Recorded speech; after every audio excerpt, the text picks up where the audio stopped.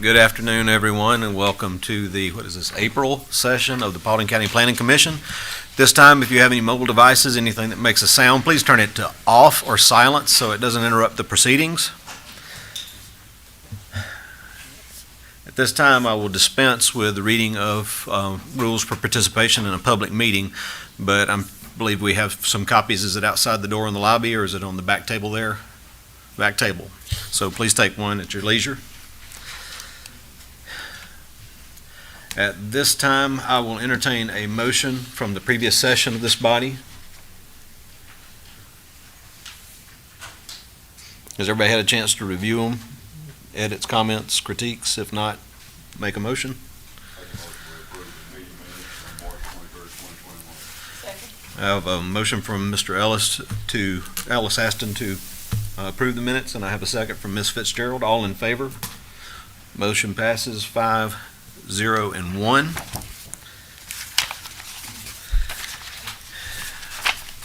And again, just as a reminder, the Paulding County Planning Commission is a recommending body.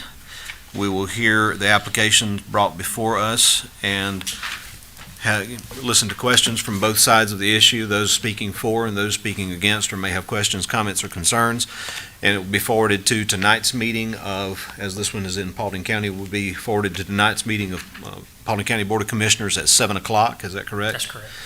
So if you are the applicant or may have interest in the application, I would recommend, you have to be present if you're the applicant for it to be heard.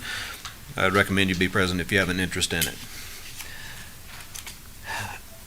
The applicant will have 15 minutes to present. You may use all of that time or conserve some of it for rebuttal. Anybody wishing to speak on behalf of the application will utilize the same 15 minutes as the applicant, so please be mindful of that time. Anyone wishing to speak in opposition to the application or has questions, comments, or concerns will also be allotted 15 minutes of cumulative time. All questions need to be directed to the chairman, which is me. And at this time, Mr. Robinson, if you would like to introduce the first application. I will do that. I just wanted to make a quick mention that the application 2021-6Z by Shane Osmer has been forwarded to the May meeting for further review and discussion with staff. He's application 2021-02 SUP by Shane Osmer has been withdrawn by the applicant. Thank you, Mr. Robinson. Okay, our first and only application today is 2021-07Z application by Jeff Landers. Is requesting to rezone 3.91 acres from A1 agricultural to R2 suburban residential to construct single-family dwelling. Property is located in land lot 1025, District 19, Section 3. It's on the west side of Billy Bullock Road and it's south of Billy Bullock Extension. It's in Commission Post 2. We've had no opposition, and staff has recommended approval with no stipulations, and the applicant is present. If the applicant will please come around, sign in, state your name, and address your comments to the chair.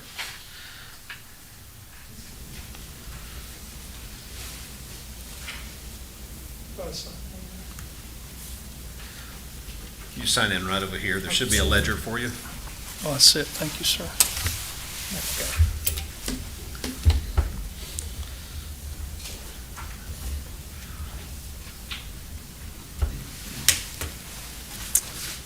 Hi, my name is Jeff Landers.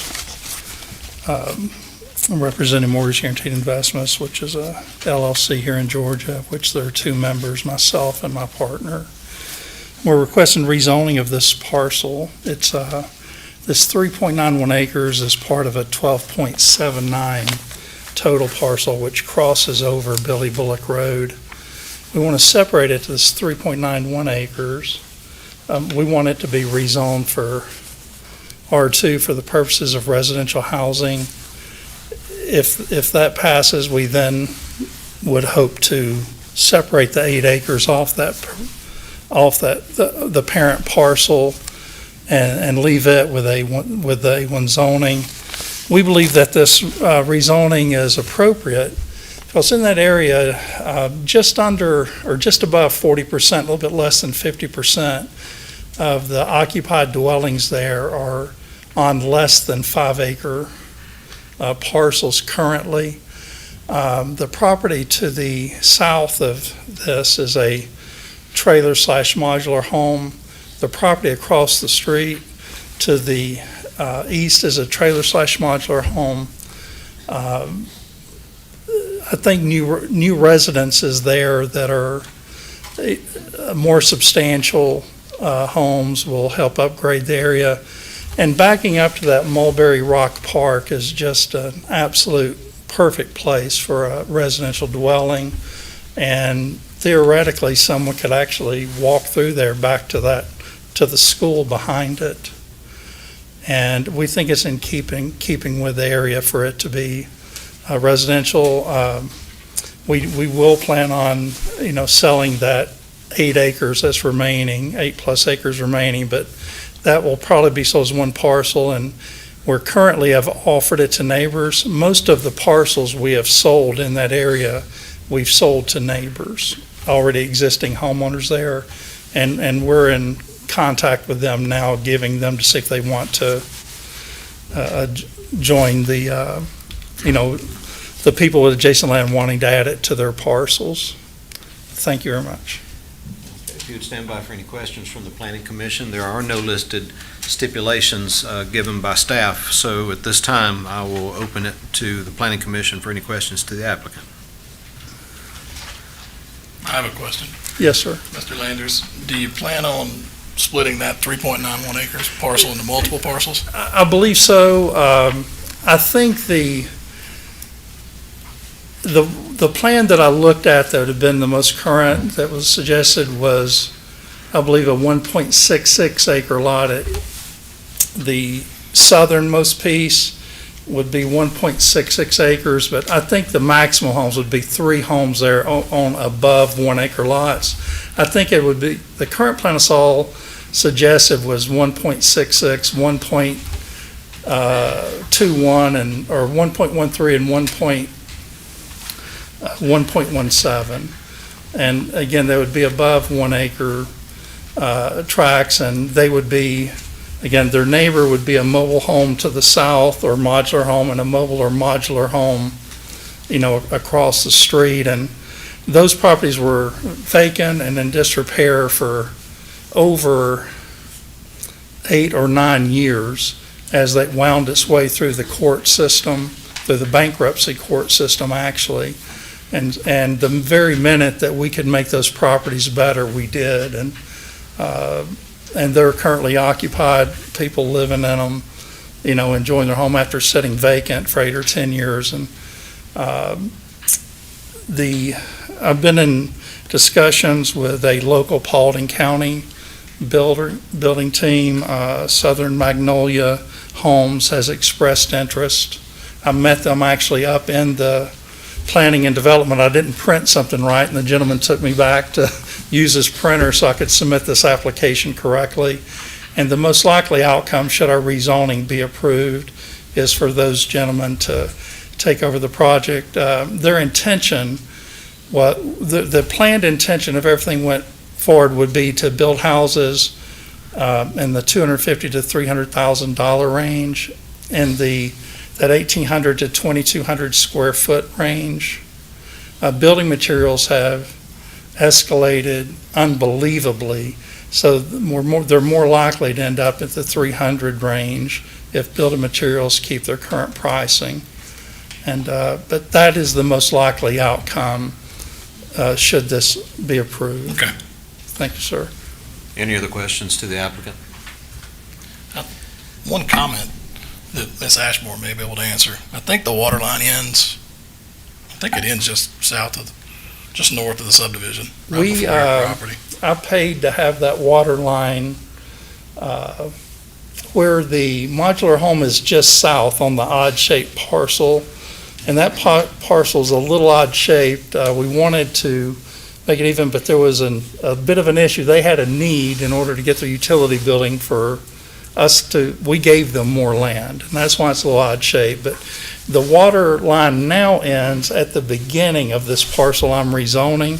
It's exactly on the corner in front of it with the idea that those houses are going to have ready access from that junction. Through the permitting process, that will be determined by the county as to whether or not water accessibility is available, as well as the rest of the permitting process, which goes through public health for soils and Yes, such, sir. because it would also, I doubt, there's no sewer out here, I would assume, so. No, it'd be So septic. you'll have to go through all of those processes as well before you could Yeah, actually, this is sure. just to determine whether or not the proposed use is approved, but all of those Yes, sir. concerns would be addressed with the county. Yes, sir, and there's not been, soil testing's not been done or anything of that nature. Something about a cart before a horse and Got it. that sort of thing. Mr. Hofstadter, do you have any questions?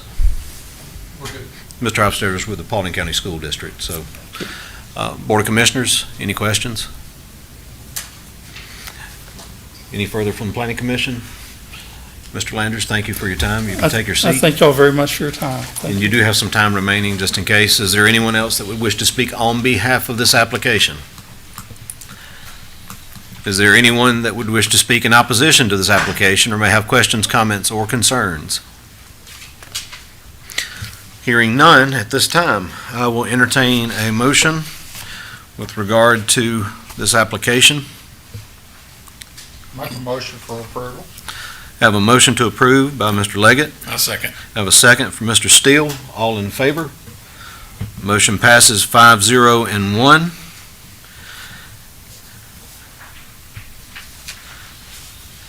And that is not the end of our business here today, but it is the end of the applications. So at this time, I will turn this over to Director Lippman for the public hearing portion. Thank you very much. Our second item today is an amendment to our comprehensive plan.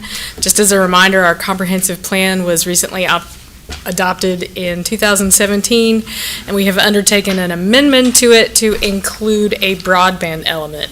What I'll start with, the map that is on your screen. I didn't mean to rotate it.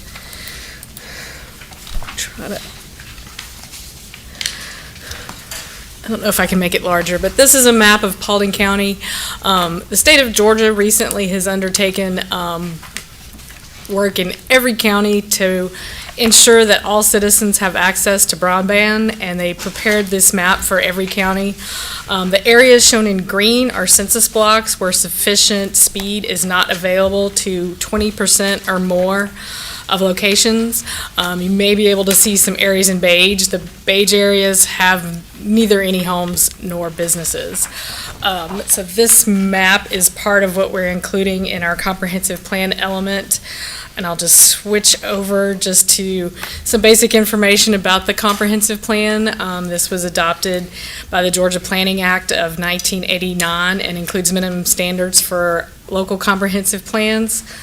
The amendment recently included a broadband services element. We were not required to adopt this now, but we would have been required to adopt it with our next comprehensive plan update, which is due next year. But we decided to go ahead and do that. And this page just shows what the broadband services element requires. It requires an update to your community goals, your needs and opportunities, a broadband services element, and a community work program. And the update that we have done in conjunction with Northwest Georgia Regional Commission, they actually wrote the amendment for us and we incorporated it into our plan. We updated several things. We updated the table of contents. We included this amendment to the timeline in our plan. We included broadband and telecommunications to our community goals. We included 3 new needs and opportunities that relate to broadband. We included an analysis of broadband element in Part 2, the community assessment. And then all of the cities as well as the county have updated their work program to show some broadband-related work print elements. And the county actually already has one that we can check off before we even submit our plan because we adopted a broadband-ready ordinance at the previous meeting in April. I think that's a pretty good summary about it, but I'll be happy to answer any questions. Are there any questions to Director Lippman from the Planning Commission? Go back. Board of Commissioners? we're in good shape there. I guess at this point, I will open the floor to public comment.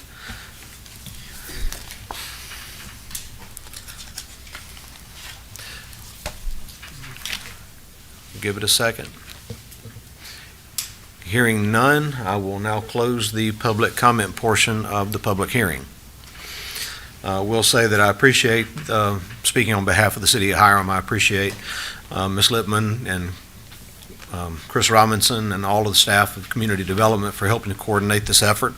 I think it is a great designation for the county, and I think it's a good example of how well the county and the cities have worked together to accomplish goals, and couldn't be more proud of them. So at this time, I will entertain a motion to adjourn. Motion to adjourn from Mr. Steele. Second from Ms. Fitzgerald. All in favor? Motion passes 5-0 on one. Everybody have a blessed month.